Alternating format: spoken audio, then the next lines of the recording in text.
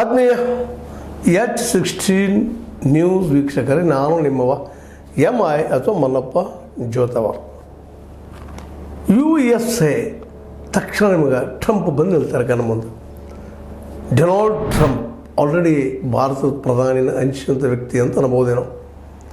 ಇಂಥ ವ್ಯಕ್ತಿ ವಿಶೇಷವಾಗಿ ಇಡೀ ಜಗತ್ತನ್ನು ಅನುಸರಿಸಿಕೊಂಡಂಥ ವ್ಯಕ್ತಿ, ಹೊಸದಾಗಿ ಟ್ರೇಡ್ ವಾರ್ ಮಾಡಲಿಕ್ಕೆ ಮುನ್ನುಗ್ಗುತ್ತಿರುವಂಥ ವ್ಯಕ್ತಿ, ಅಮೇರಿಕಾ ಈಸ್ ದ ಫಸ್ಟ್ ಅಂತ ಹೇಳುವಂಥ ವ್ಯಕ್ತಿ, ಅಮೇರಿಕಾ ಜನರ ಭಾವನೆಗಳೊಂದಿಗೆ ಮೇಲೆದ್ದು ಬಂದಂಥ ವ್ಯಕ್ತಿ, ರೈಟ್ ವಿಂಗದ ವಿಚಾರಧಾರೆಯ ವ್ಯಕ್ತಿ ಇವತ್ತು ತೊಂದರೆಯಲ್ಲಿ ಸಿಕ್ಕಾಕೊಂಡಾರ.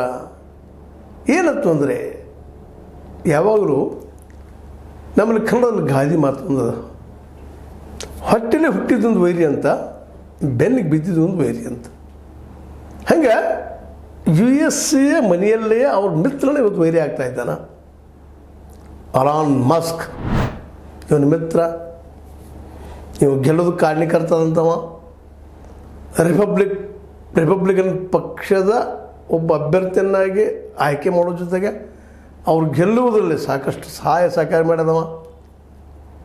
$2,000 ಕೋಟಿ ಹಂಚಿದವ ಎಲೆಕ್ಷನ್ದಲ್ಲ.